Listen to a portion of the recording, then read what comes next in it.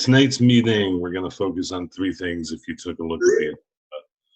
One is I have a student intern here with me this evening, Gavin, who's going to provide a presentation on our housing needs assessment.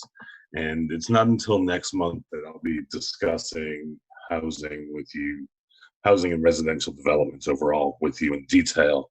But based on timing and schedule, I wanted to give Gavin an opportunity to present tonight. So I'll get back to that in a moment. Then we're going to do a quick review of the activities we did last month and how all your voting and perspectives came in. And then we will take a look at conservation policies.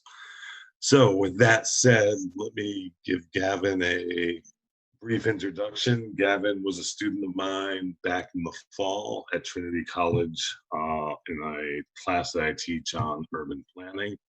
He reached out to me to do an internship with Goldman York, and we brought him on this semester. He's been working on two things for me related to the work I'm doing here with you guys in Enfield. One is the housing needs assessment results, which he will provide a summary of findings to you tonight. And two, he's also been working on some of the parking regulations within the zoning regulations for the zoning assignment.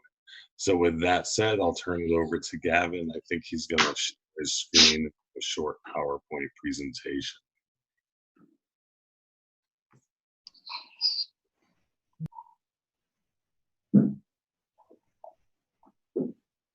All right, thank you, Don, for that introduction. I have a little technical difficulties in terms of sharing my screen. I'll try if that works.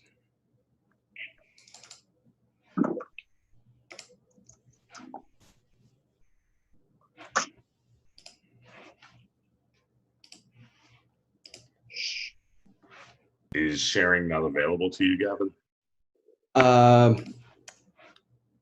I think I have give access to the Office Suite Meetings app, but it just doesn't allow me to share a screen.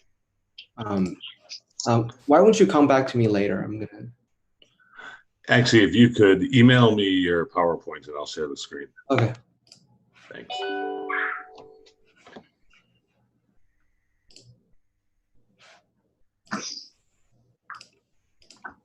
Just bear with us for one moment here, everyone.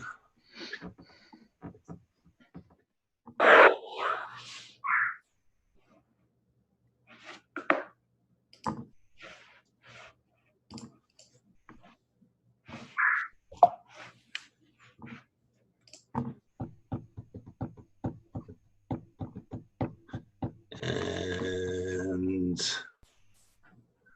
I've got the PowerPoint. I'm now going to share. All right, there we go. Good.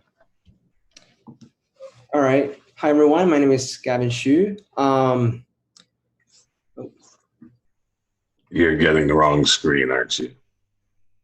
Oh, am I getting the wrong screen? Are you seeing the full screen PowerPoint, or is it a split screen? Now we're seeing the preview. Yeah, we're seeing the preview. If you minimize, just minimize it.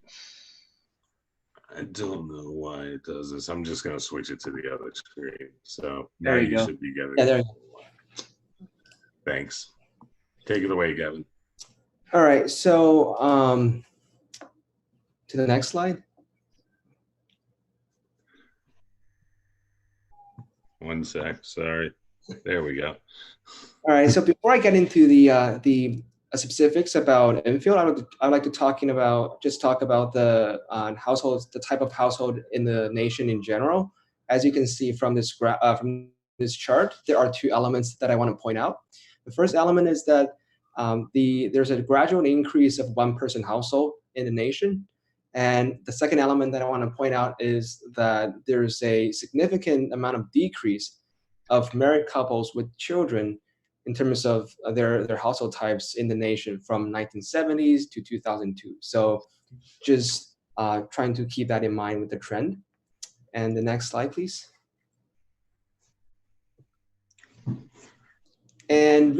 Infield, it's not an exception. It basically just following the national trend. But there's actually one element that I do want to point out from this chart. If you guys can see the 14.4 percentage, that's the one-person household living in rental units in Infield. I just want to point out that that basically means 40.4% of renters that are seeking to rent a house in the town of Infield are most likely individuals or person without any children or a family. So that's another characteristic that I want to point it out. And next slide, please. So here we comes to the calculating the housing affordability and housing need.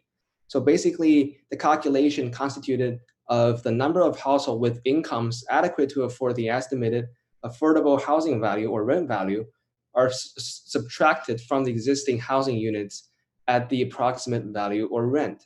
So basically, what we are looking at, the result of the housing need assessment is the line of unit available versus adequate income line. Is the line that's second to the last. And you can see all these data both in either positive or negative numbers. So the negative values indicates fewer units available at the given price point than households with the income to afford them.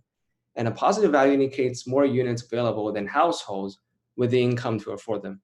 And the negative value is the value that we are concerned about, is the value that we are looking at, because those values indicating housing needs and regarding the affordability at that price point and housing income segment of the housing market. So this table compares the household income to the value of owner-occupied housing in Infield. So the table shows that there are more housing units available than there are households with income between $25,000 and $76,000. So this indicates that there's no housing affordability issues or housing need for owners for owner-occupied housing valued between approximately $98,000 and $210,000. So basically, are all these positive numbers down below. So between that range, there isn't a housing affordability issue. But for the household incomes above $75,000 and housing values over $280,000, there are few housing units available than household that can afford such housing, as indicated by the red negative numbers. But I just want to be clear that those numbers are not the one that we're concerned about, because those numbers doesn't mean that there's a housing need, quote unquote, for those households, because they could just simply afford housing in Infield or any other towns with lower values. So the one that we are concerned about is the one to the left. Is the housing need is the greatest for the lower income cohort with household incomes below $25,000, which is approximately 31% of Infield's median household income. So there are, for instance, 1,782 fewer ownership housing units available than the total number of households at this lower income segment of the housing market. And what's most concerning is that at or below the household income of $15,000, which is approximately 20% of the local median household income, there are still 782 more households than there's still 782 households that needs more housing at that range. So that's the parts that we are concerned about. So next slide, please. So this chart basically provides the same comparison and calculation, but therefore the rental housing in Infield, the greatest need, kind of similar to the previous one, is the income at or below $15,000. And there are 759 fewer rental units available than there are households with the income at or below $15,000. There are basically the highest at risk populations with the greatest need, those populations that are most likely to be or become homeless. And next slide, please. And this chart basically is the aggregate of the two previous charts. And this chart provides the same comparison, but it's a calculation of all housing, both owner-occupied and renter-occupied in Enfield, and it compared to the household income. So this table provides like a more nuanced picture of the overall housing affordability by income and housing unit cohorts, in that it's comparing all household by income to all housing units, both owner and renter occupied. And as we can see from this graph, again, the negative numbers on the right are not the one we're concerned about. We're concerned about the numbers to the left. So as we can see that below the income of $25,000, which is the 30% of the local median household income, there are still 618 fewer housing units than household that need affordable housing at the lowest cost. So these are, keep in mind, just the highest at-risk populations with the greatest need. And the population are most likely to become homeless are the people within that cohort. And this is my presentation. Thank you for listening. I'm open to any questions. If I could just jump in very quickly. I just want to take everyone back and just do a quick explanation. And great job, Gavin. Very pleased with your presentation. Just, I want to be clear. So the owner-occupied table is calculated units against total households.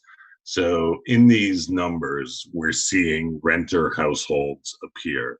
The same occurs once again in the rental table, where in these numbers, we're seeing homeowners appear. So, but what it starts to show us, like if we look here on the renter side, maybe there's a little need in here. We're not sure exactly, but it's when we get to this total where it's total households compared to total housing stock, that then this starts to organize and show us that the greatest need is down here. Up at this end, you know, these people, it says two things to me. One, these individuals can afford at a lower price point, so we're not that concerned. It also says to me, you have more households with greater wealth than you do housing units at that price point. So there's really not an issue up there.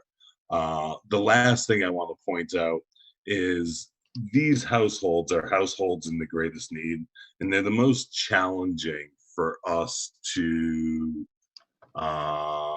substantially deal with or mitigate through land use planning or the comprehensive plan. And I'll talk with you more about that at our next meeting when we discuss housing. With that, let me back off and once again reiterate Gavin's, comments about if anyone has any questions about these slides or the data presented. Hi, Gavin. This is Bill. Thanks for putting this together. Oh, thanks, Bill. You mentioned that there is some nuance. On the lower end of, I guess, throughout the spectrum, it's based on population, or it starts with census data based on number of households. I mean, I know, Don, this is something that comes up frequently in Enfield, but do we know whether our correctional population is included in that or not? Not in the households and income. They would be isolated as institutionalized okay. Populations. Very good. Thank you. Yeah. That was an easy question. Yeah. Thanks, Gavin. Anyone else? If not, oh, sorry. Karen? So how recent is this data? Because we know Chapman up on the north end of North Maple Street has been building buildings like crazy over the last 2-3 years. And he's added a number of apartments on the high end of the rental scale. So I'm just wondering how new is this information? So this is based on 2020 census data, which means the census data collection on it most likely occurred in 2019. So it's as recent as we can get for data at this point in time. Whether or not those units are captured as of yet, it's probably borderline, depending on when they're actually CO'd. I have a question. In terms of when I look at the less than $15,000 income, that to me seems like you can barely live on that in today's age. And does that include like children living with their parents, or does it include people that are totally independent of anybody looking after them or supplementing their income or somehow providing something for them to sustain themselves on? Because at $15,000, I don't know that there's any help that you can give other than the fact that if you start, you'd have to really give them a lot of help. And I'm just wondering if some of that data, even the $25,000, I mean, at $25,000, you're making $500 a week. And, right. and that's really not that much, after taxes and everything else, you're bringing home, $400, and then you still got cars and food and everything else. So I wonder how much of this is like, maybe children living with their parents, so that, it might be somewhat skewed, because otherwise we should see a lot of homeless people out in the street, and maybe there's more than we actually realize are out there. Yeah, so I'd say there's multiple populations that are represented here, and it's hard through the census data to parse them out and pin them down specifically. But one is, I would assume, so first off, I believe the poverty rate runs around $30,000. That is, in Connecticut, the federal poverty rate equals about $30,000 a year in income. So I just want to be clear here, we're dealing with, the lowest income populations in the greatest need that are falling in below the poverty rate. So that's number one. Number two is there's probably a substantial portion, not substantial, there's probably a fair amount of persons captured in here that are elderly pensioners, that are also probably homeowners. And therefore they own a house, it's paid off, but they're probably existing just on their Social Security with little else. So they're housed, they're probably not at risk of homelessness, but it still needs to be of concern. And from a greater housing perspective, there's probably not a lot of investment going on in those housing units. In addition, I would have to assume that there is a fair portion of single-person households that is surfacing within these lower income brackets. But I'm not, I don't by any means want to devalue the concern that there should be for households with children, because what we find is the highest percentage of impoverished households is single women with children. They make up the largest cohort of impoverished households. So I have to assume there is a fair portion of those within these numbers also. So, and at the end of the day, your comments are kind of right, and they kind of parallel with what I was trying to say. This is the hardest population for us to assist at the local level through land use planning. Federal programs, state programs are the most needed. But that doesn't mean we can ignore them. And as we get further into discussions around residential development patterns, housing, and so forth, we will keep a focus on this population and how we can do things that will hopefully ultimately benefit them, even though we can't directly say rescue them. All right, thank you. Thanks. Anyone else? Yeah, this is Bill Salazar. I have a quick question, and more to the other end of the spectrum there. Sure. Seems like, it was stated that we wouldn't pay much attention to that. I just want to make sure I'm interpreting the data correctly and I understood the explanation. there are more people with qualifying income at the higher levels than there are homes available for them to Yep. purchase. And okay, isn't that Correct. isn't that an issue as well? To some extent, but at the end of the day, it's not really an issue we need to solve for.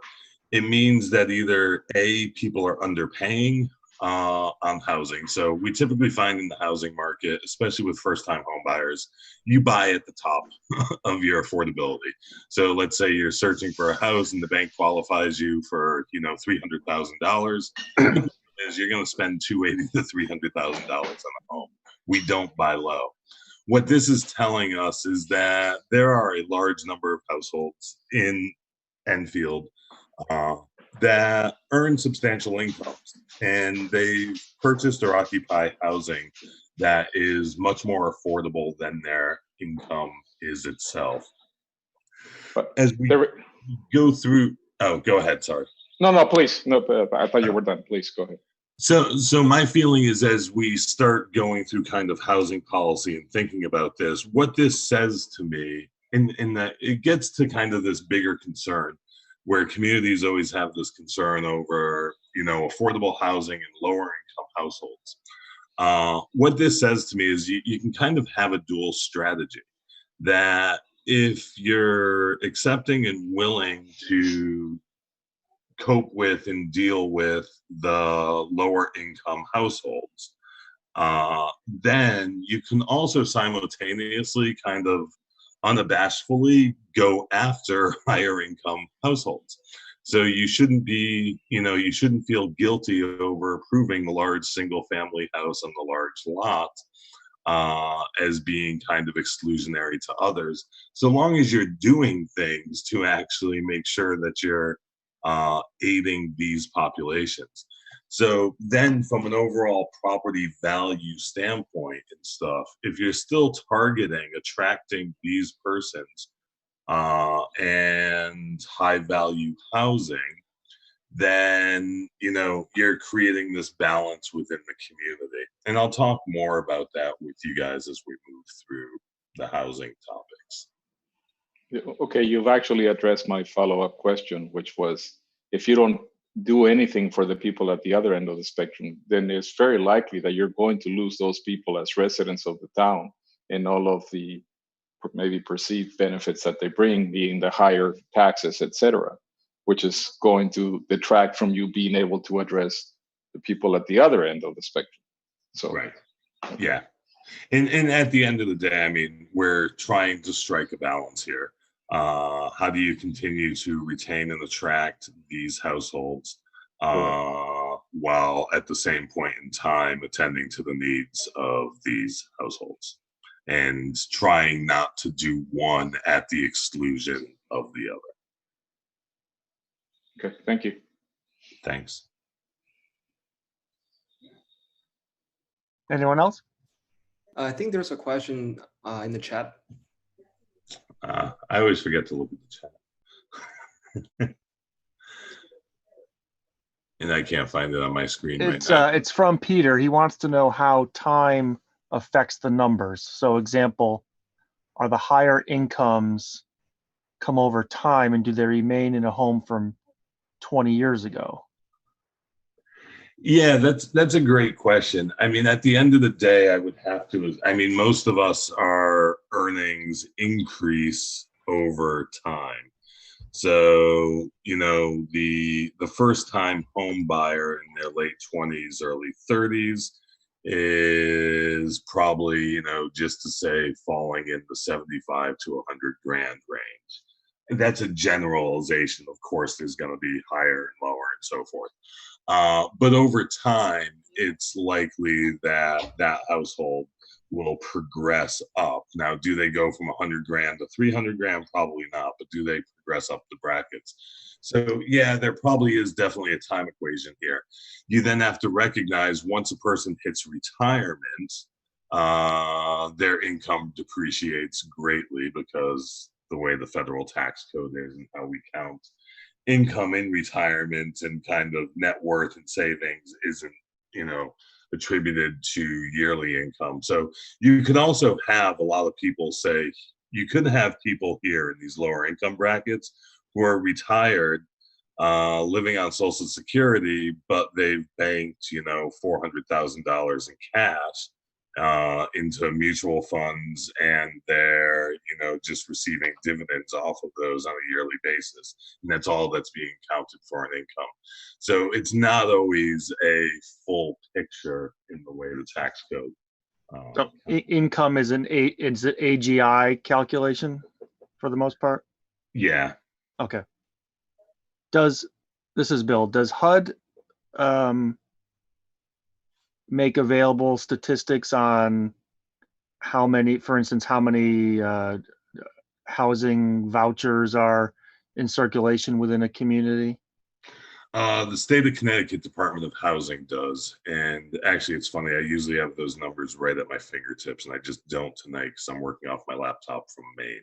Okay. So, but I'll definitely, when we get into housing, I'll be providing you with those numbers, which includes the 8-30G qualified units, which are CHFA mortgages qualify, and then the housing vouchers qualify, and then deed restricted housing for low and moderate incomes qualify. And I can provide you with the breakdowns of those in the future. That'd be helpful. I mean, despite what the needs look like at the lower end, or I'm assuming how much activity is taking place would give us a relative sense of our attention to the matter. Yeah, and I think that's a good way of kind of maybe testing some of these numbers here. If we end up seeing, let's say, just 167 vouchers in the community, then we can start making some assumptions that some of these households are falling into that retiree, on Social Security, but still has savings and so forth. So we'll start parsing that as we get deeper into this. I see Karen has a question. Yeah, I'm wondering on the higher end. I think on one of the slides it showed that the people with the higher end income, they could afford a house at the $500,000 range or something. My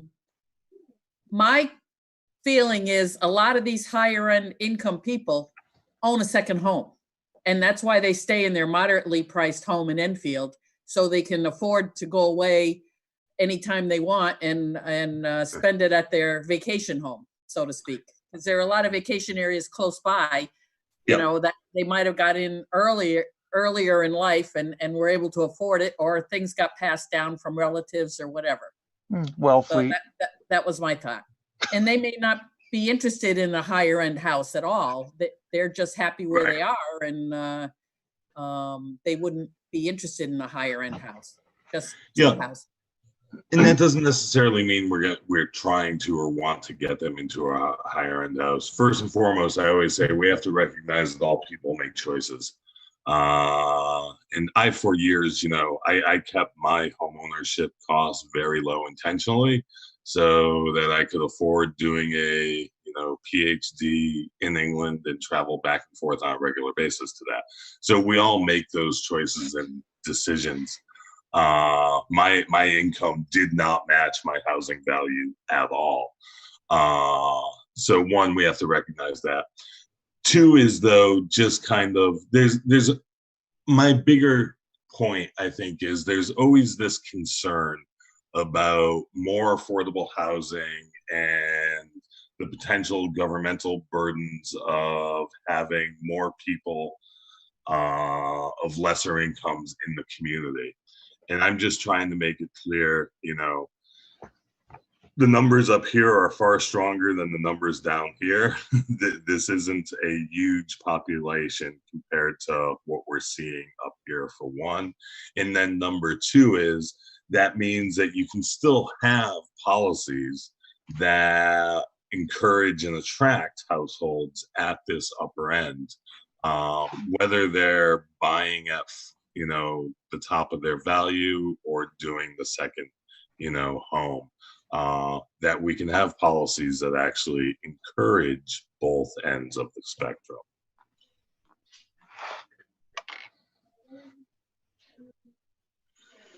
All right. I thank you guys. I thank Gavin for his time.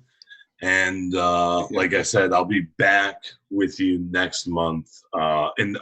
Between now and next month, I'm actually going to issue the full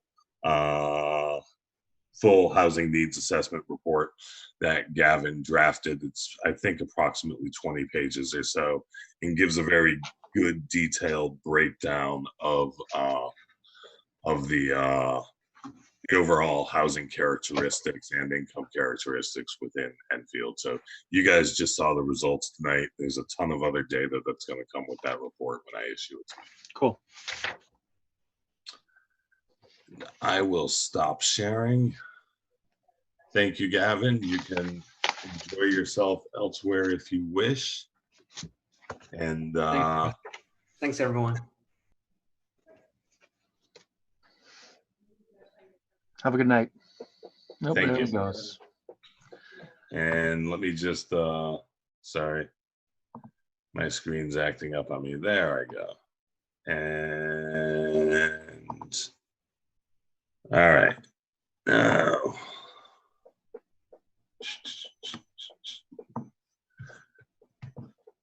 I'm just reorganizing my screen so that I get you the right slides this time. And share, and screen 2, and share.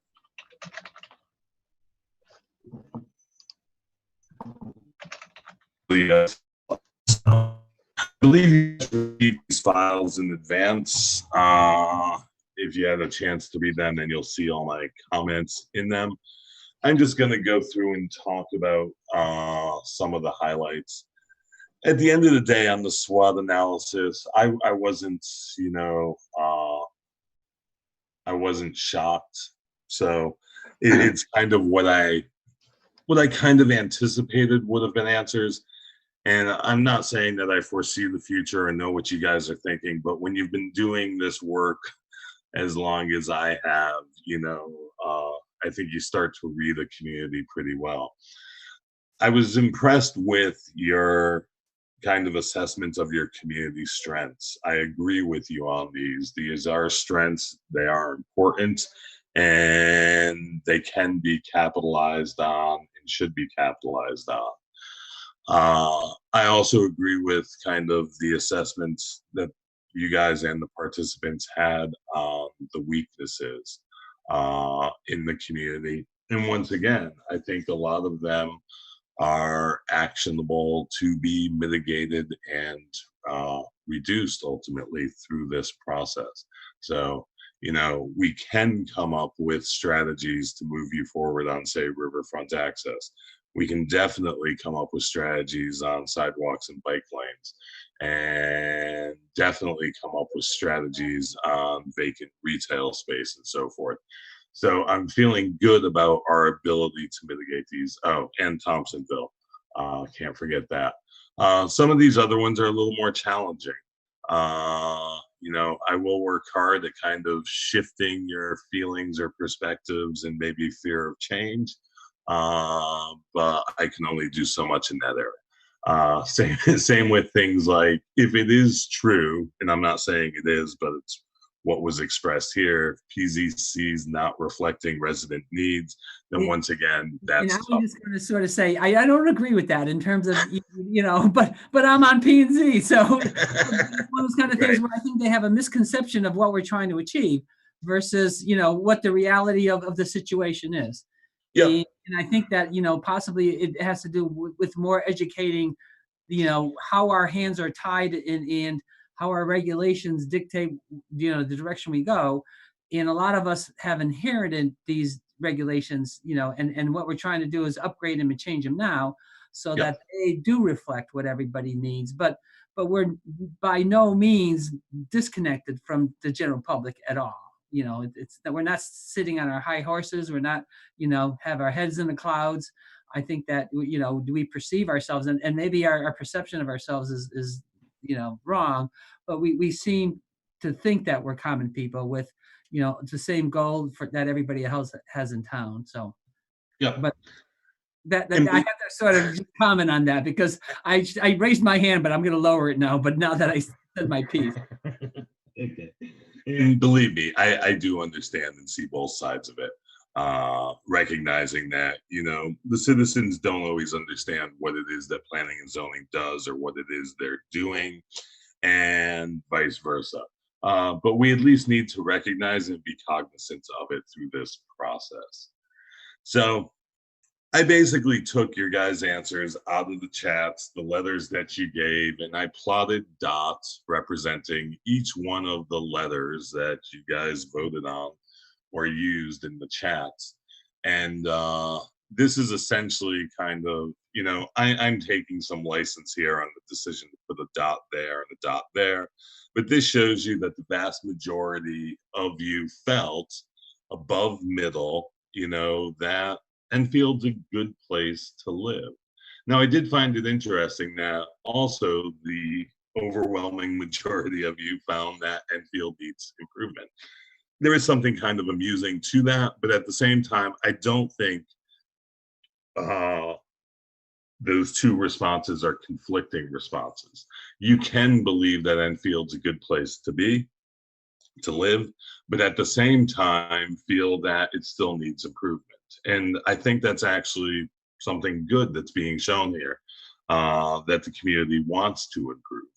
If all of you said everything was perfectly fine and okay right here, I would be a little bit concerned. So I'm happy to see that response.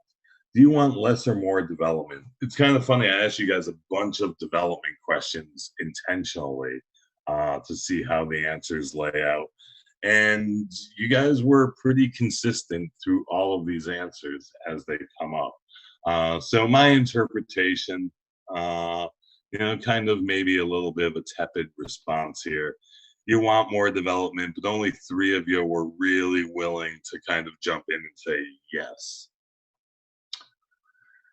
And feel free to stop me along the way if you have questions or comments or you feel the need to explain yourself. So does Enfield have too much residential development or too much commercial development? This I found amusing because you guys do have a tendency to do this kind of status quo thing. And when you answered N, I just clustered you together around the N and outside of the actual continuum. In general, in maybe the question, pitting residential against commercial isn't the fairest, but I wanted to see what your response was and you fell in the middle. Do you want more residential or more commercial development? And you guys, once again, a little bit kind of status quo or tepid, but leaning towards the commercial side. Do you want more retail office or more industrial development in Enfield? And leaning once again more towards the industry. This is actually a very common response. This is what I expected. I think we, as a society, whether right or wrong, we place a high value on kind of industrial style jobs as good jobs. And I typically find that most, if not many, if not most communities answer in the same way, this leaning towards more industry. The biggest challenge at the end of the day is the fact that the industrial style jobs are harder and harder to come by in this day and age. So we'll need to discuss that a bit more when we get to economic development. Michael's got a question. Oh, yes. Don, are you interpreting those neutral votes as neither or both? I'm interpreting them very generally in the sense that I think I gave you guys a lot of leeway that it could be an I don't know answer, or it could be you're falling somewhere in the middle and can't go either way. So I just I'm not putting a ton of value in them, but I'm just paying attention when a lot of you are answering in that category at that point, So this one, possible this group recognizes, our limitations on land. Yep, understood. And I mean, where those limitations are, where the nuances are in your answers. If you were one of these and you feel that maybe I'm not understanding you, feel free to speak up and comment. That further helps to inform me. I thank you. Thanks.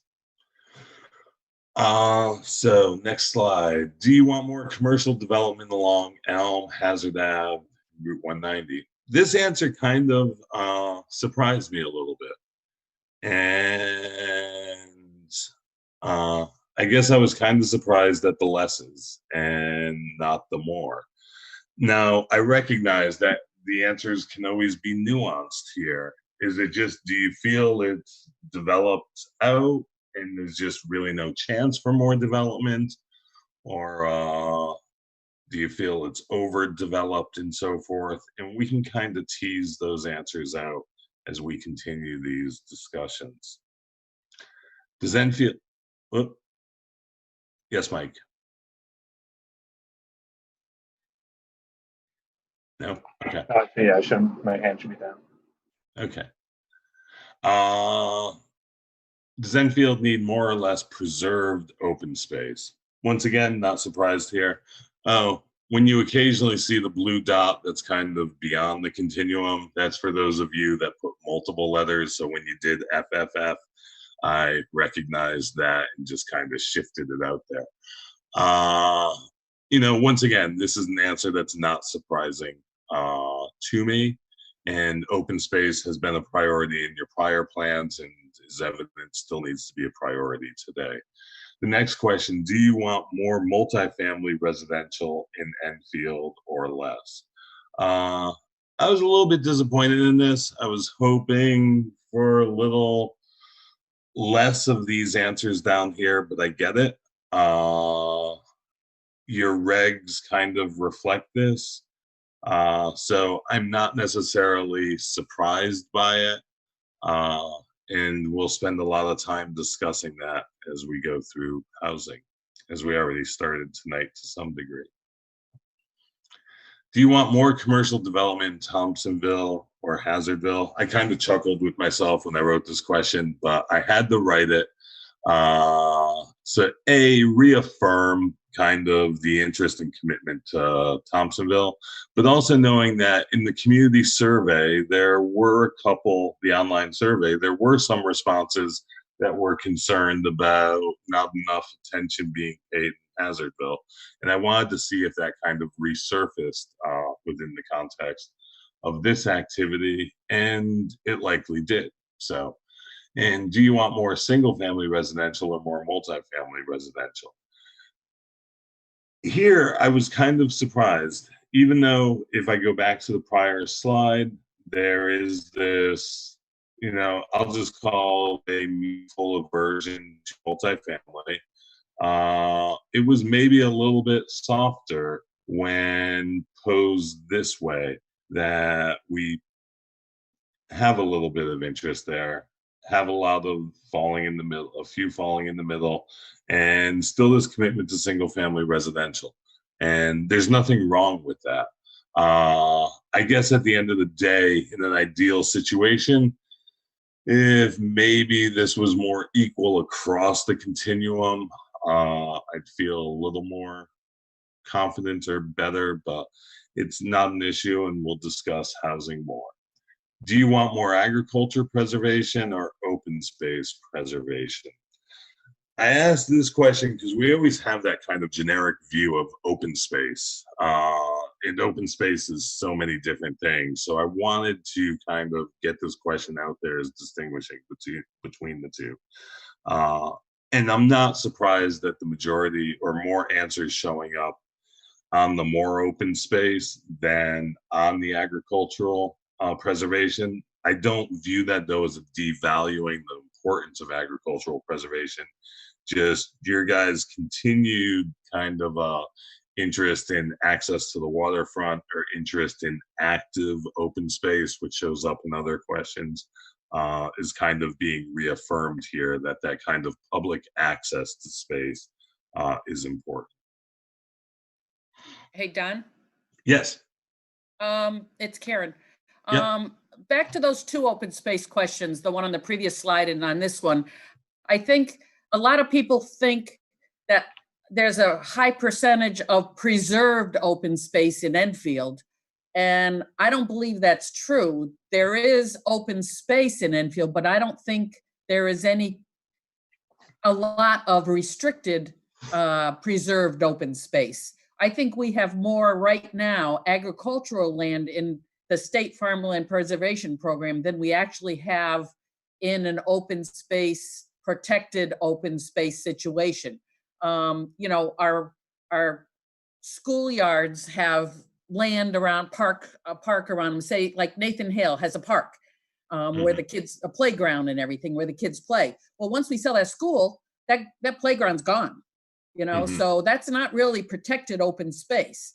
And I think that's a misconception people have of what is our protected open space and preserved open space. So we really have very little, I think, protected open space. The town has been unwilling to do conservation easements that actually preserve the open space and stuff like that. So, you know, I think And that's some of the reason why I think some of the answers weren't as knowledgeable as they could have been. Okay. And we'll delve into that a little bit tonight when I talk about kind of the way I view open space in 3 different categories in the conservation section. And that gives me good insights for when we really start delving into what is the, you know, types of open space or categories of open space. So I thank you for those insights. Oh, I'm behind the thing. Or was I? Do you want more single family, more open space? Yeah, next slide. Do you want open space to be more passive, no facilities, or more active, walking, bike trails, etc.?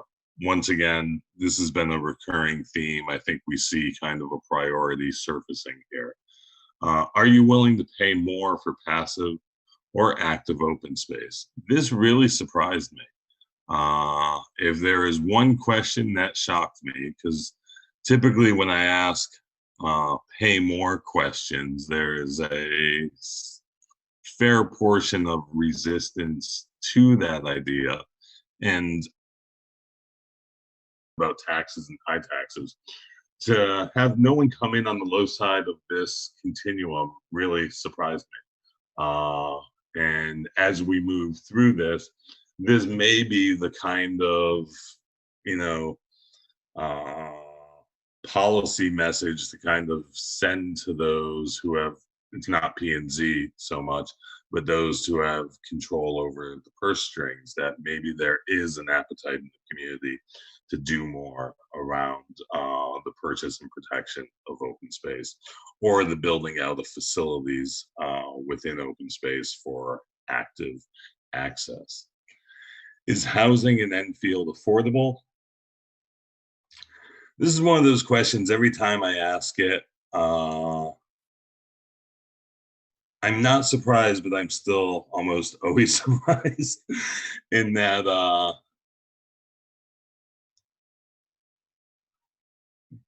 communities typically answer with where their housing affordability is. And you guys kind of fall, your housing value is kind of middling. It falls kind of right in the average on the regional scale. So I'm not at the end of the day surprised by this. I think this also reaffirms kind of what we saw in some of the housing needs assessment with the upper end, that there's persons of greater income occupying housing of more modest value. And that would then help to explain this answer leaning to the affordable side. Should housing be more or less affordable? And the neutral, the middle, the maybe, the I don't knows, but still leaning towards the affordable side. Should Enfield encourage more or less families, including school-aged children? This one really surprised me. And this may be one of those areas where a planning and zoning commission may have a little disconnect uh, from the community as a whole. And I'm really not picking on your P and Z specifically. The issue of school age children in the land use approval process and the development of housing is something that plays out in every single community. There is always this concern about housing, new housing, whether it be single family or multifamily, and the potential of additional cost to the school system. So it's a topic that is intensely debated before planning and zoning commissions in all communities, not just Enfield. So that's why I want to be clear, I'm not picking on you guys. But at the end of the day, in the community as a whole, I think there's typically this view that children are a good thing. They're part of community. We want to have children. We want young people. We want the next generation and so forth. And I think this is reaffirming this and is something that the PZC should pay attention to as we talk more about housing related topics. Does Enfield need more or less senior housing? And this is not surprising. It's fairly common, especially in a community that's aging, and especially in most Connecticut communities. As we get older, we recognize housing options as we age have value. And Kevin, if you could mute, that'd be great. Thanks. And thank you. And what is more important, more housing or more commercial development? And once again, you guys were kind of status quo on this one, as I think you were earlier on. So there's some consistency here. And I'm going to probably have to tease some greater perspective out of you guys as we get into both housing discussions and economic development discussions. What is more important, more development or more land preservation? This is a very balanced answer, and planning process should seek balance. I think my comment here was kind of masking a little bit of my surprise here. Most communities, I shouldn't say most, many communities lean more towards the preservation side when confronted with this question as part of the POCD process. So I was a little bit surprised with kind of the clustering in the center here. Does Enfield need more or less senior housing? I think this is a duplicate of the prior question. I think you guys answered almost the same. And two of you did the multiple Fs, so we pushed you out there.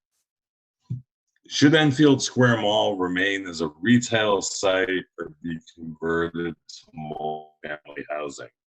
Actually, if you'll notice in these two questions, 22 and 23, I was trying to get at, we had discussed some of the answers in the online survey that I felt was a little bit skewed, and you guys provided some nuanced context. So I was trying to hit that here. So should it remain as a retail site or be converted to multifamily? And then when asked this way, you guys lean towards the retail. But when I did the nuance of the mixed use, should Enfield Square Mall remain as retail or be redeveloped as mixed use rather than multifamily? Then we see this dramatic shift here, that there is support for this idea of the mixed use development, while there isn't as much support for kind of multifamily on its own. So I think we did tease out that nuance a bit there and get some clarity. And do you want more or less public access to the Connecticut and Scantic River? And this, this is a recurring theme. It's also, when I go back to the 2011 plan, it was a strong theme in that plan. And Karen's recommended I look back further to the 1999, which I'm gonna do. And Karen, you can nod your head. Is that access apparent in that plan also, access to the rivers? Do you recall Yes. Yeah. So this, for me, I really feel is something we have to tackle, and kind of tackle it in two ways, or seek two outcomes. Is A, figure out, is there a path forward to achieve this? And if so, why hasn't it been achieved yet? And how can we achieve it? And then the opposite is, if there is no path forward to achieve this, then we need to put it to bed. That it can't keep on resurfacing is the number one, is kind of the number one priority in plan after plan after plan. So we have to figure out resolution to this topic. Don, there's a question from Marianne, and then I'll give you a few from the chat. Sure. Don, could you go back and explain what you think multifamily is? Because multifamily to me could be a duplex, a triplex, it could be apartments of 100. And then and when you ask me the question, the answer you get from me is kind of a scared one, because I'm not sure. I don't want to see every scrap of land turned into 100 apartments. And Yeah. Karen, she, I see, I know how she feels about that, but it's very possible. So give me a little better definition, please. Sure. So typically within planning, the definition of multifamily is 4 units or more. So the duplexes and the 3 families don't typically fall into it. Not saying that they're not multifamily, but usually the strict definition, 4 units or more. For me, I'll be honest, I lean towards, when I'm using the phrase multifamily, I'm typically leaning more towards the larger multifamily development, Apartment which buildings. from a census definition is typically 20 units or more, is the kind of, this is multifamily, even though there's a bunch of stuff between 4 and 20 units. So that's usually where I'm heading with that question. That doesn't necessarily mean I'm telling you that that's what Enfield needs to do, is a bunch of 100-unit apartments, but that is the context of my question. So Mike had a question back on number 20, so it'll be the previous slide. sure. Whoop. And the question was, on question 20, does that necessarily mean greenfield development or commercial reuse? Yeah, I might have meant question 19 on that. 19? So when you talk about more commercial development, I don't know if that means, all right, we need to start cutting down trees, we need to start throwing up buildings, or do we need to adapt? I mean, we're at strip malls. We all understand that. Is there a better way to utilize some of these properties for better commercial development? Great question. Yeah, no, that is a great question. I would say from my perspective, when writing it, it was both. It was kind of a generic commercial development. It could be greenfield, or it could be the redevelopment of existing sites. It could be either.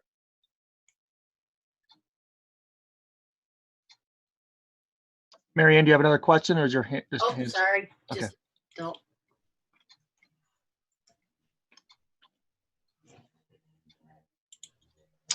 And just so you know, Bill, in my shared view across my 2 screens, I'm just not seeing the chat questions when they come up. So I appreciate you mentioning them. No sweat.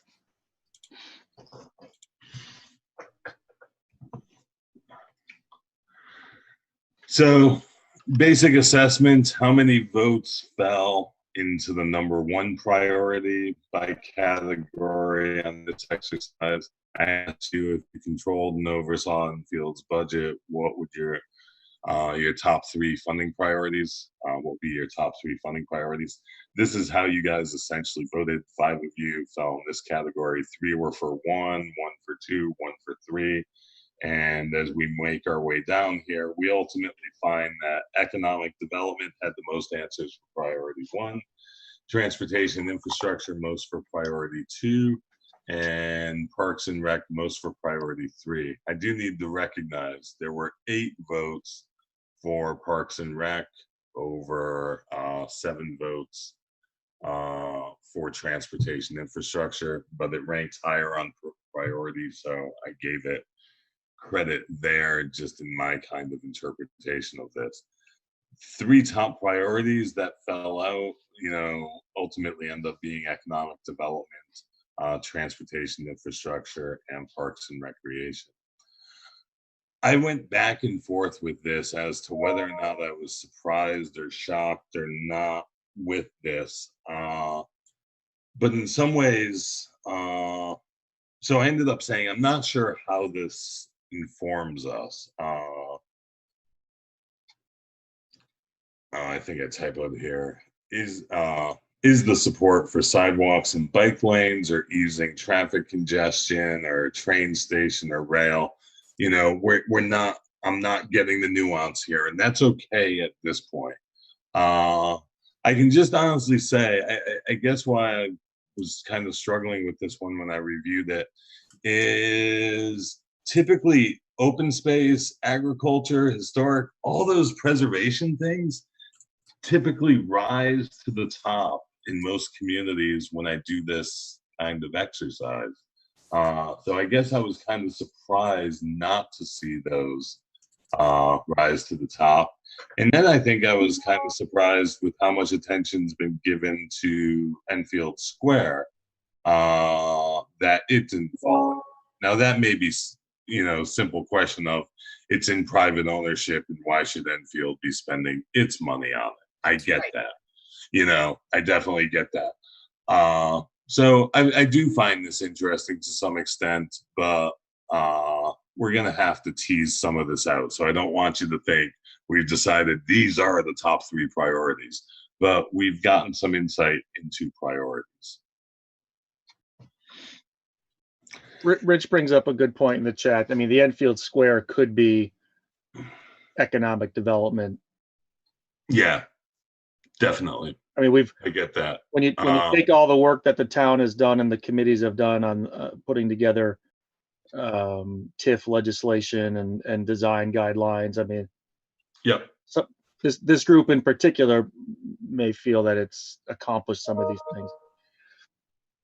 Yeah, and that may be, once again, if this wasn't about funding. So you guys have done a ton with TIF, and TIF would provide funding in a way that doesn't reach into your pocket directly, or at least you don't feel the reach into your pocket. So if this question wasn't swayed towards funding and it was more of a policy question, then I agree with you. You're probably right that this would have, surfaced higher because of those design standards and TIF districts and so forth and so on. So,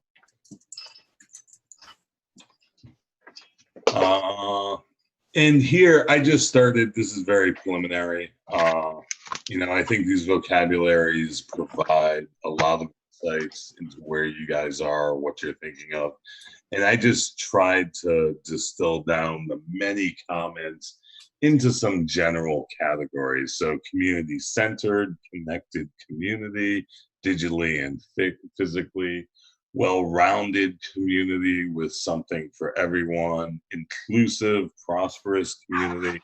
So here's kind of, we've got this community theme that's going to be important in the context of a vision.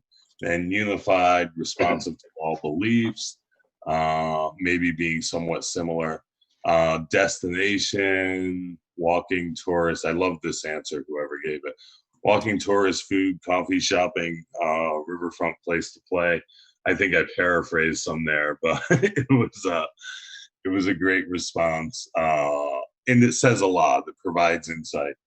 But destination being very similar to that. Best place to live, work, and play, offer affordable housing, strong jobs, business.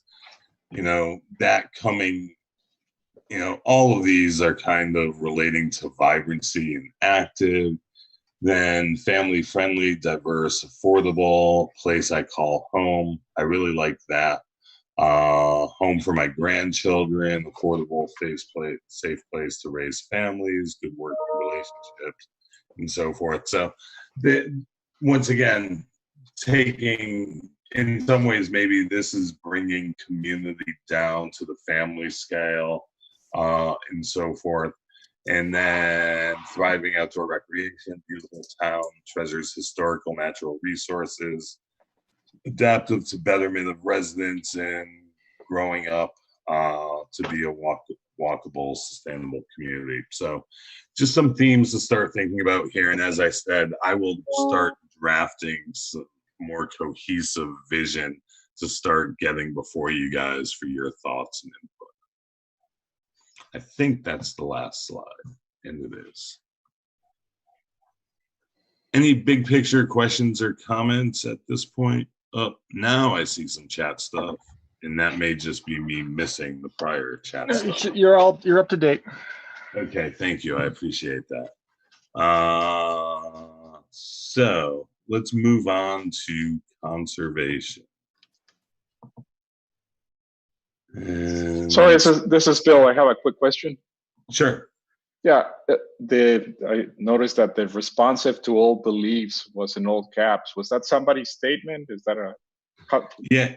It seems to me that it's highlighted above everything else, and I don't understand what that means. So I believe the person who wrote it did it in all caps, and therefore okay. So that was somebody's statement. Okay. I transcribed it in all caps. So. Oh, that's fine. Sorry, I'm fiddling about with my screens here. Managing to confuse myself. I'm just so much slower on my laptop than I am on my regular. All right. So natural resources. We've gone through and done the natural resource mapping. And this is an overwhelming map because it's topography. The closer the lines are together, the steeper the slope. The farther apart they are, the flatter the land is. Just basic interpretive value. It's based on 10-foot contour intervals. And we basically see, the steep along the river, or some of the steep slopes along the Connecticut River, and out near eastern portion, kind of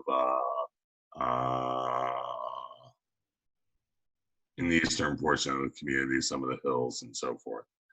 The basic process we go through, or at least in my mind that I go through when creating a plan, is kind of there's three primary steps. One is to identify the natural resources and cultural resources that you want to protect.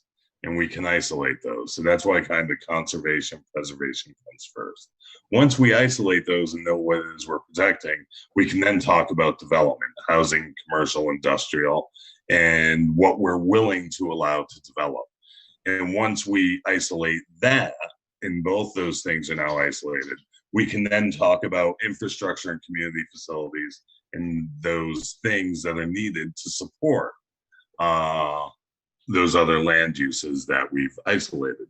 So the conservation step, what I'm saying here, is kind of this first step in identifying the location of these natural resources and how they're distributed throughout the community. And topography starts informing us about things like steep slope. And me being familiar with the Scannick River in East Windsor from my time there, I know that it's famous for its terrace escarpment soils, which are highly erodible and need to be of interest and concern to us, that these are areas that definitely need protection. We also know that there are probably meaningful areas along the Scannick that are already protected in state park designation and so forth. Looking at flood-prone areas and ultimately the 100-year floodplain, identifying those areas. And once again, we see areas close to the Connecticut River that are of interest, and areas along the Scannick River and some of the other streams, brooks, and things that you have in communities. And typically where you find the some of the flattest topographies, you're going to find the larger areas susceptible. Karen's got a question. Sure. Yeah, on that floodplain there, some of those areas that flood aren't of major concern, although we Yeah. don't really want anybody being flooded out. But the biggest flood problem that we've had is along Freshwater Brook, right by the highway. It shuts down the highway at times. You know, the highway's been shut down at least twice that I know of because the water has flowed right across the highway. Is And this that's- up? Is this up here or? It's right at the mall. Freshwater, Right at the freshwater square. right by the mall. Oh, And it rises up and it crosses the whole the whole both north and southbound. It's probably Okay. right where your two big gray boxes cross the highway. Yeah, Yep, right there. in that to area. the west. okay. Okay. So that Thank you. really should be something that we should be really concerned with. The upriver development of that should include some type of stormwater mitigation further up. But I have a feeling most of that water is coming off those shopping center areas, and we need to be real strict with those regulations. When they want to put something more hard surface there, we got to take care of it. And even what's existing there is already too much. Okay. Excellent. I love it when you guys teach me things. So, state law requires, municipal regulation of wetlands and water courses. So these, of course, become important to us. So mapping the wetland soils, so we're well aware of them. This will also help to inform us, and I know there's going to be, I know this, my mind's going a mile a minute. If ultimately this idea of, wetlands provide significant development constraints, and I kind of already know what I'm getting at here, is the fact that how do the locations of wetland soils relate to the location of commercial districts, relate to those areas where you'd most like to see commercial development. And I know you guys have some conflicting kind of priorities here, and it's not that you guys are conflicted, it's just the way things are. That before we were aware of wetlands and the importance of wetlands and their significance, that Enfield had already developed, or started to develop, had zoning in place. And now you have industrial areas, some of your best industrial locations or largest industrial locations that also coincide with the wetland soils. And this starts creating tensions between conservation and preservation and economic development opportunities. So we'll start identifying kind of those areas and see what can be worked through. The Natural Diversities Database, for any of you that aren't on the Planning and Zoning Commission and maybe haven't encountered this before, this is a database maintained by the state of Connecticut. Basically, every circle, and they create maps every year by municipality and statewide. Every circle is basically a general representation of some type of resource of interest or concern. It doesn't mean they're endangered species or whatever, but there's something about it that's unique, interesting, and important to protect. And the state protects this information very much so, in that you have to go and sign, provide ID and sign a registry in order to find out what's within this circle here. From a planning perspective, it's really at this level doing the POCD, we don't necessarily have to know what's within that circle. We just have to know that we have sensitive items, sensitive things in these areas. So they start kind of informing us.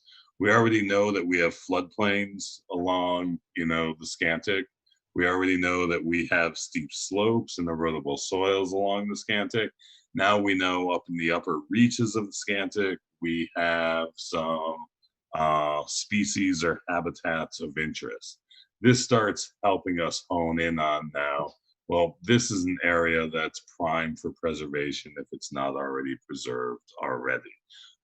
So it helps to inform us for setting priorities. Yes, Karen. This map has changed, and unfortunately, a lot of the Scantic has been removed from it, and I don't know why. Do you have any knowledge as to why it's been changed? Because most of the Scantic was highlighted before as a natural diversity area. Interesting. And there were other areas that are no longer on here, and I don't understand why. I was just looking for my map, and I can't put my hands on it right now to be specific. Yeah, so I guess I can try and I can definitely try and find out if I can get an answer from DEP, especially with the Scantic, since you know it's changed along there. My general feeling would be a change would be kind of driven by one of two things. Either what was a priority from the state in the context of these habitats and species, whatever was there is no longer in that prioritization. So that could be, for whatever reasons, there's lesser concerns about it and therefore they've removed it.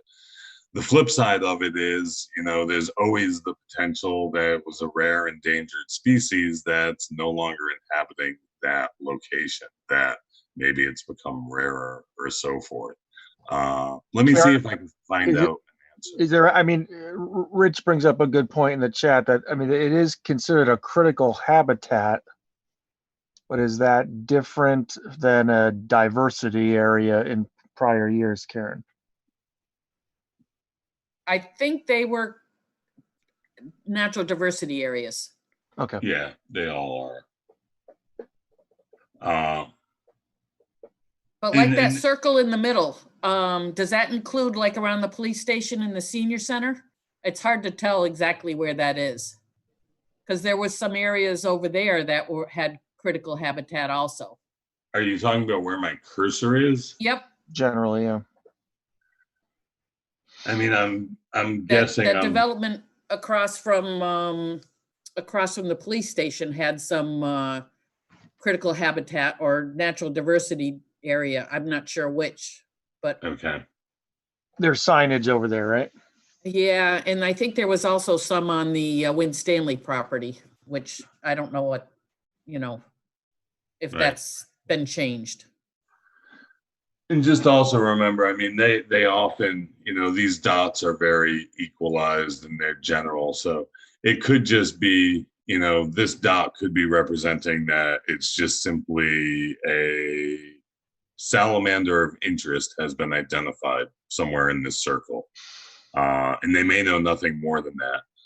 Flip side is they could know that this is a very unique, ecosystem overall, habitat, and there's a bunch of species that are living in this area. That's important. In Enfield, in East Windsor, we had 2 black spruce bogs. There's only 34 in the state. 2 of them were in East Windsor, and they're very unique and rare habitat overall. So we don't always know what it is specifically, but I'm definitely interested in change. And I'll go back because I believe the 2011 POCD has a diversities map in it. I'll take a look at that and see if there's differences with that one. So I don't know if Mike's raising a question or just pointing out that the section west of the interstate. Yeah, I'm at over on the Broadbrook or Abbey by the Scannick, and there's also one spot up in Sherwood Manor where it seems to be both. That's all. Okay. So I don't think they're mutually exclusive. And Karen may have seen that overlap between both. cool. Thanks. All right.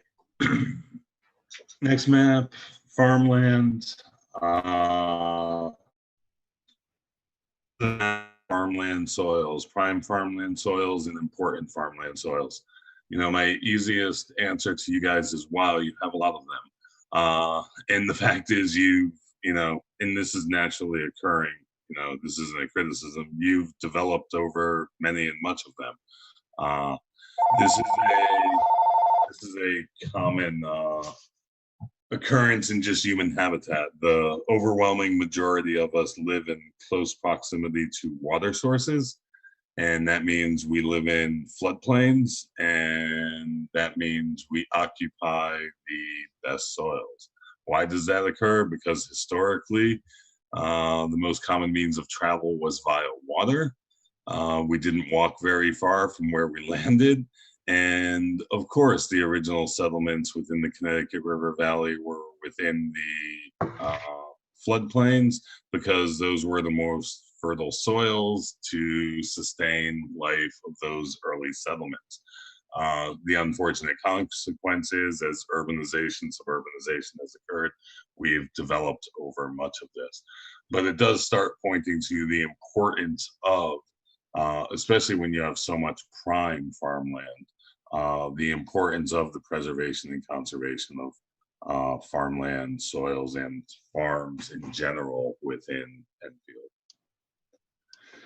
So I didn't want to bore you guys with narratives on all of these. So just kind of looking at some of the other mapping we've done, soil drainage class, which ultimately relates directly to the wetland soils mapping, potential for subsurface sewage disposal. This informs us in areas that aren't served by sewer, where the best soil conditions are, or the worst soil conditions are, to support subsurface sewage, septic systems, essentially. Soil parent material, and then aquifer protection areas.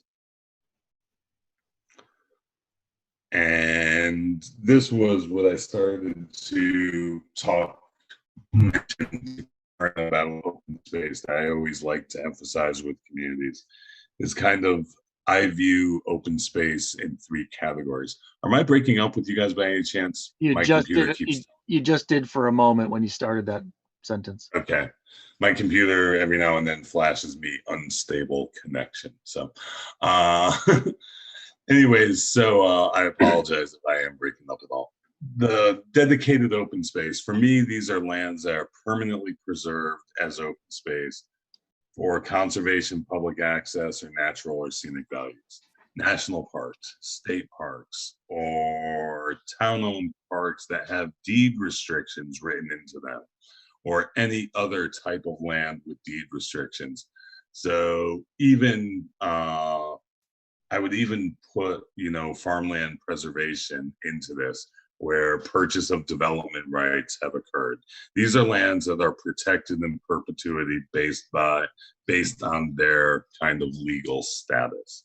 And this is in some ways what we should be striving for as a priority in preservation, especially if it's something of significance, like critical habitat or critical recreation value, or prime farmland soils.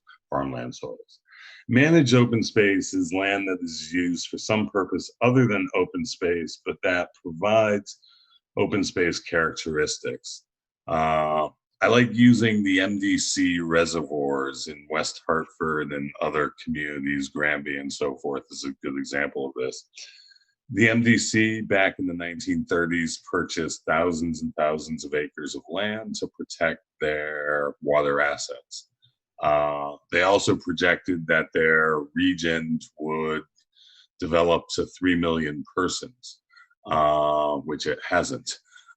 Therefore, they own a lot more land than they actually need to protect their resources. So there's a bunch of land in and around Hartford and the region that is managed open space by the MDC.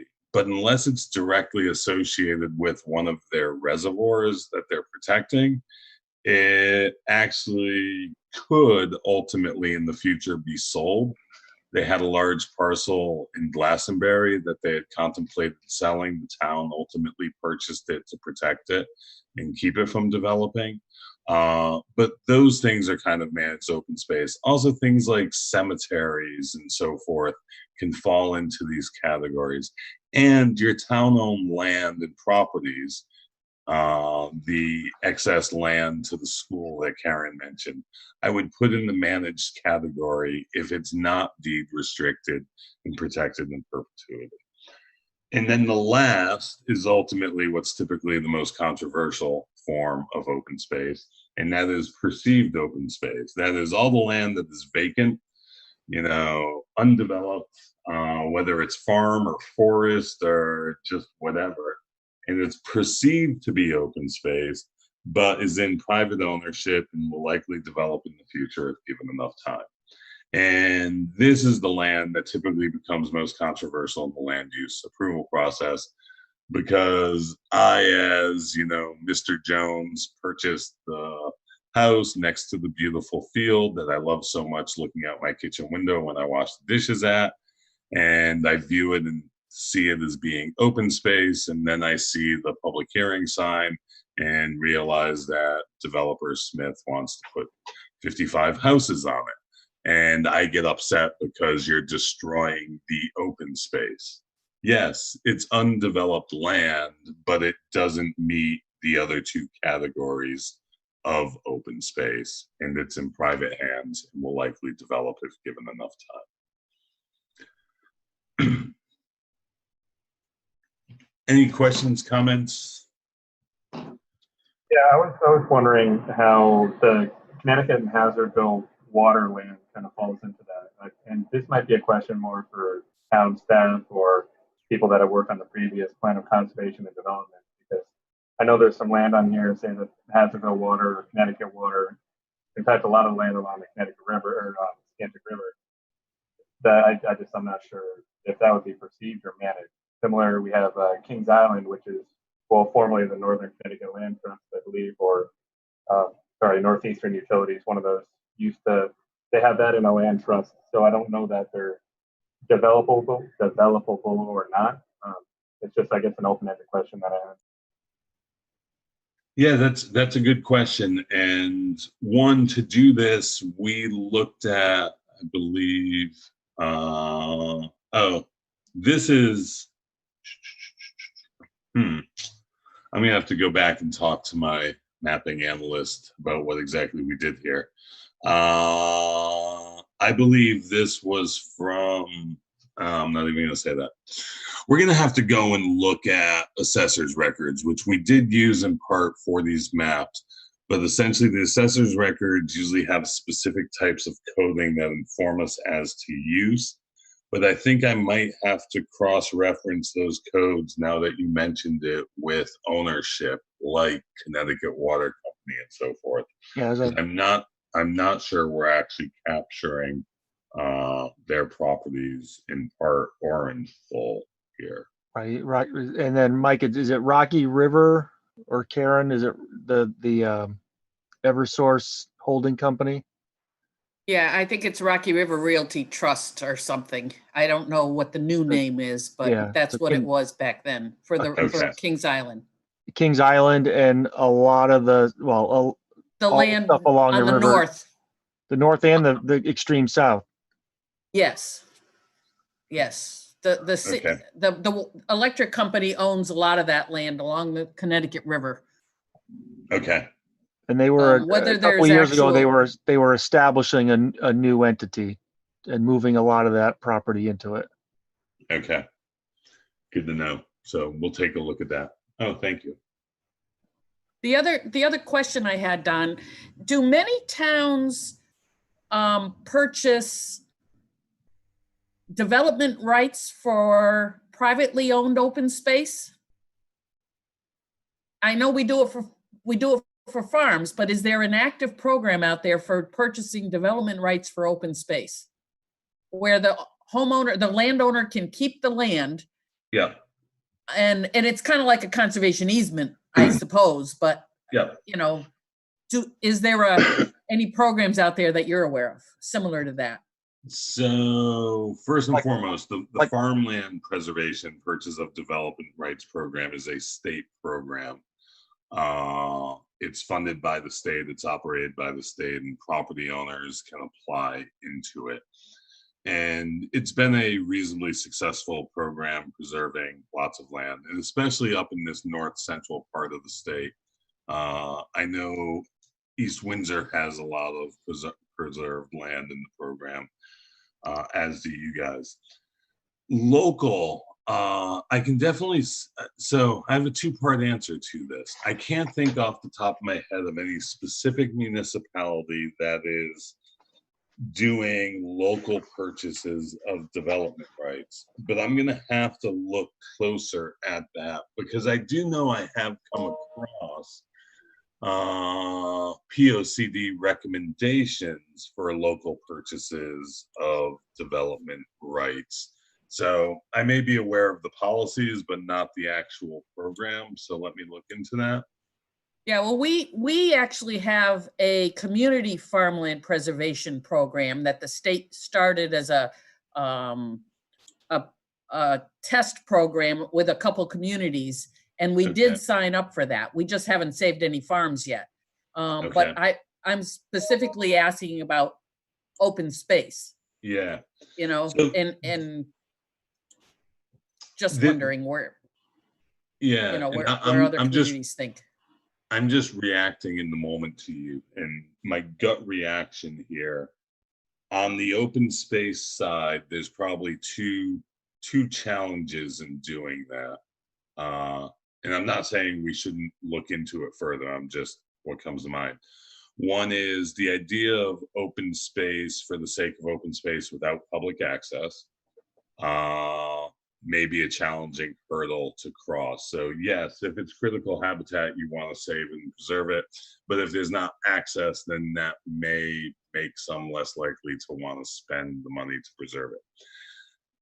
Kind of the flip side of the same coin to that is then the private property owner who you're purchasing rights from is probably not keen on any level of public access due to liability issues. So the farmer, entering the farmland preservation program is motivated, and it's not about public access, it's just about development rights. So that makes sense. So there's probably more challenges, but it may be worthwhile to explore. And I'll definitely look into the pilot program that you're within too. All set, Karen? Thank you. Mary Ann? Do we have a map that shows all the little pieces of land that have kind of been dumped to the town when builders, kind of like have a project and then they just kind of chuck this land at the town? I mean, I'm pretty lucky. I have that little piece way over here in the southern part, which is the land trust. It's actually my backyard if you keep moving over to the left. But is there right there? And I don't see it anywhere else in town. But I'm wondering, is there a map that shows all those little slivers? So I'm pretty confident all those little slivers are represented here on this map. They just may not be very visible, but I'm guessing that's one, that's one, that's one. That's okay. one. We could probably isolate them and zoom into different scales and maybe better identify them. But yeah, there is this kind of chicken pox effect that's happened with open space requirements on subdivisions. And we'll talk more about that from a policy perspective. Some towns have started leaning towards the fee in lieu of more so than the actual land. And so forth, even though the fee in lieu of values are much lower than the market values and so forth. But we can explore that a bit more to maybe find ways to make those more meaningful. Jennifer may have more insight, but thinking back to when my own time on the council, it was a project and a half back then. And they were, as each reval cycle would come up, we would try to capture more and more and put it into a map. And I know it was supposed to become part of the town's GIS at one point, but I think they were waiting for the update to that to really invest in a layer that identified all the town held parcels. Okay. And I'll have to check. Your GIS consultants gave us dump of all the GIS files, so I can double check ours to see if that layers in there or And- exists. And it could be a discussion for another time, but along the lines of what Karen was asking, are transfer of development right programs common in Connecticut? And are they looked at as useful when you've got resources like ours? Right. Transfer of development right programs are great programs and policies and strategies to kind of meet dual needs. One is the need of preservation, whether it be open space or farmland, or the need of development and economic development and allowing our higher density. So for those of you who may not know, I always speak to kind of assuming no one knows. So for those of you that do, I apologize if I bore you a little bit. But basically, transfer of development rights allows a property farm town to sell the development rights off that property. So let's say, they owned 100 acres and you could get 100 houses on that property. That's the development value. They could sell those 100 units of housing to a developer or another property owner that can then collect on those units in a receiving location set forth in the transfer development rights program. So just theoretically, you could take development right units of 100 houses here and transfer them to, say, if the Enfield Square Mall property was a receiving area, transfer them to there. The benefit, you get an additional 100 units of development on the mall site in a place where you have infrastructure and want it, and you get the preservation in this location. Now, this landowner, let's say it's a farmer, they get, cash value of those rights, not full market value of the land itself, but the cash value, the market value of the rights alone, and so forth. So those programs can be wonderful. Avon is the most recent community to adopt a robust program. That's probably over a decade ago now. I'm thinking it was back around 2008 or 9. And they did an extensive multi-year study, set up a receiving area, set up other areas for the preservation side to occur in. And it was all about, the development of the receiving area was their town center, and to create a town center. It's had marginal, and actually I'm probably being too favorable saying marginal success. And it's the challenge with it is real estate development is difficult enough. Getting a willing owner of a piece of land to sell to a willing developer and then bring it to a town, through a town approval process where everyone gets what they want is challenging enough. Now add in the dynamic of that, you now have to find another owner, the owner of the rights, and match them up with the developer of the piece of land in the town center. So there's more moving parts on it. And for most developers, it's not worth their time or effort or energy. Gotcha.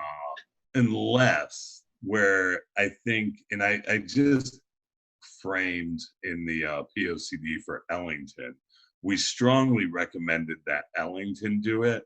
And I wouldn't have made that recommendation if it hadn't been the fact that Ellington has a handful of families that own a ton of land.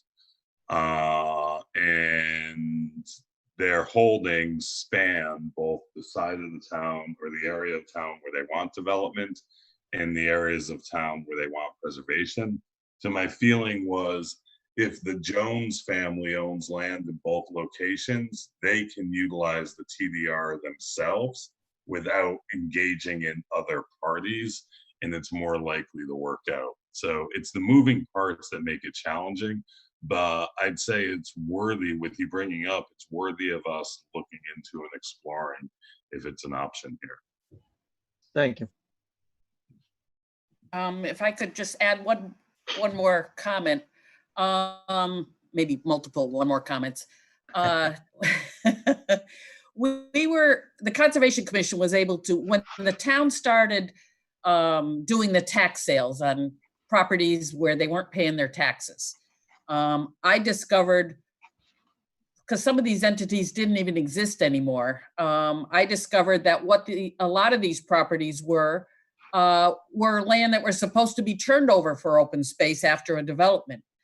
I don't know, after I identified these parcels to the town staff, I don't know if we've been able to get all those properties turned over to us. There's still a few out there I know that should have been turned over to the town. I've seen development maps that say, to be turned over to the town of Enfield, yet the town staff doesn't seem to be interested in doing it. And why would we want that land is what I've been told. And it's very aggravating because it's supposed to be open space and nobody at the staff level seems to care.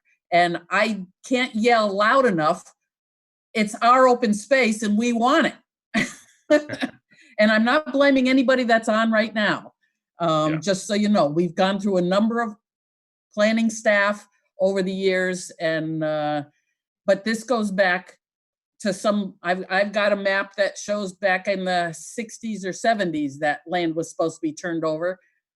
Somebody is still paying taxes on that property because they don't want to ruin their name, yet we never took the property. Right. And we should have. So it's aggravating, to say the least, that we get this perceived notion that the town doesn't want the land. Okay. And they're decent size. They're not just a little strip. Okay. One is, I'd love to see the map. I'd love to explore this further. Two, I just want to make clear this isn't uncommon. Everything you described to me plays out in so many communities, and especially historically. And historically doesn't mean long, long ago. Historically means, going back just probably 15, 20 years ago. It was more common than you would think for these parcels to fall through the cracks and the final deeds not being filed and so forth and so on. So this is a more common occurrence. So I know it's frustrating. I understand you. At the same time, also, I just don't want you to think Enfield is awful and unique in this, because I've seen it time and time again in dozens of communities. So. All right. Next slide. So I know because it was probably bad on my part. I sent you a list of all the kind of policy recommendations from the prior plan, and it was probably overwhelming in nature. Here, I just kind of isolated the conservation policies put forth. And so once again, just try and get you guys to think about them, review them. I want to make kind of an editorial comment here, though. One of the things that's kind of overwhelmed me with your prior plan is actually how many specific recommendations there are. And I think this is a common practice in planning, is this idea of, a lot of good ideas get thrown into the mix during the planning process.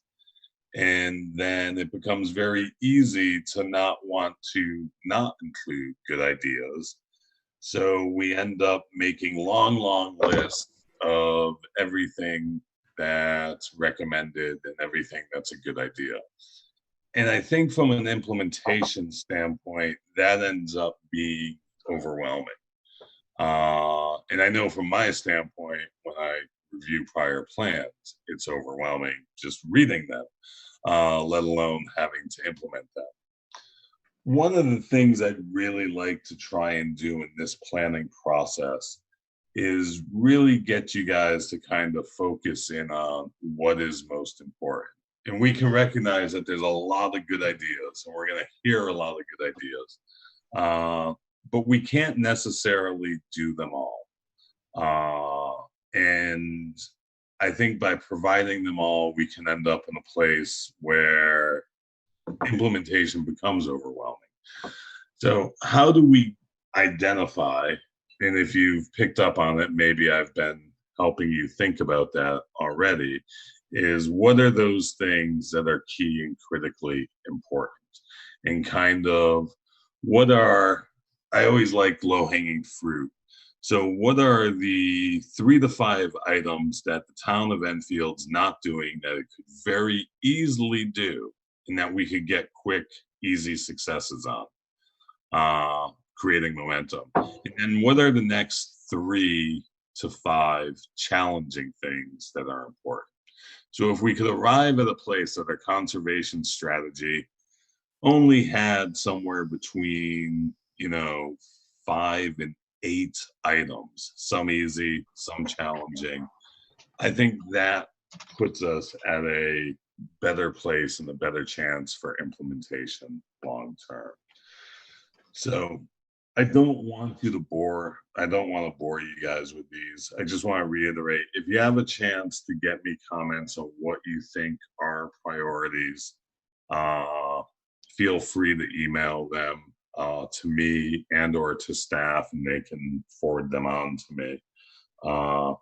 What I'd like to start doing is, based on the prior plans, based on what I'm hearing from you guys so far, I'd like to start whittling through some of this stuff and getting some concrete recommendations of potential strategies and policies back to you for consideration. There is a comment in the chat. I don't know if you Sure. bring it up from Peter. Yeah, my only comment is that when I read the plan, I was really impressed with all the great ideas, but I can see, there's just so much. To Don's point, you can't do them all, and I'm just suggesting that we triage, the top 3, and then triage again until we get some low-hanging fruit, so we feel like we've got progress. Yeah. Because I felt like very little happened in 10 years. And I think our mission is to just chip away at this. I mean, we have a lot of desire and a lot of resolve for our town. Let's not make it overwhelming.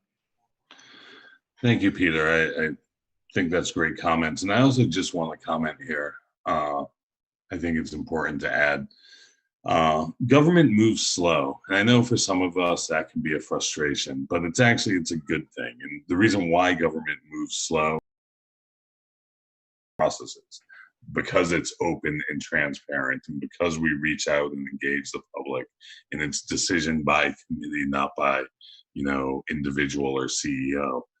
And I think we always have to be realistic about that and accept the fact that government's slow moving, and there truly is only so much you can achieve in a 10-year period. And if you throw every item into the plan, the chance of actually, getting a lot of stuff done is limited. So I think being realistic and limiting our priorities is important. Yeah, you throw a 100-year storm into the mix, and you're derailed for 5 years, or you discover pollution on a school site, and $10 million flows out of the coffers. It could be anything. Yeah, or a year of a pandemic, just kind of sure take longer to do things. So yeah, cool.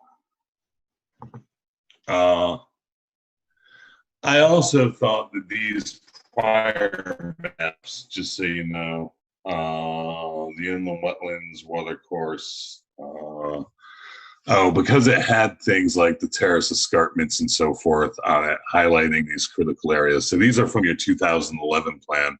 I thought these were really good maps. And then this was the Parks and Rec open space map, showing protected, public, Scantic, private, and so forth. I thought these were two very good maps of showing us kind of key, maybe natural resources, and then key kind of open space recreation style resources as something to build upon moving forward.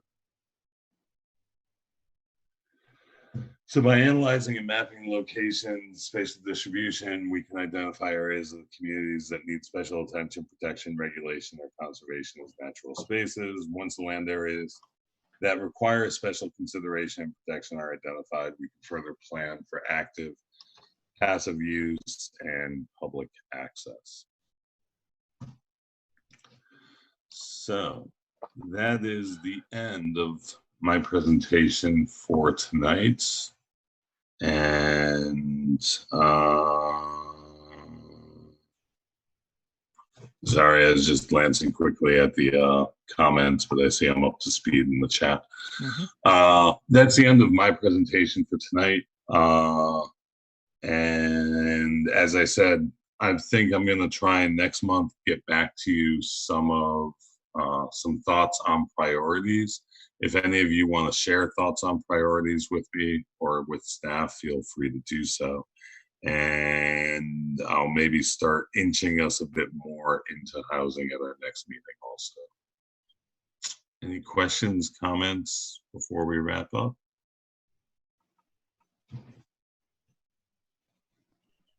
Cool.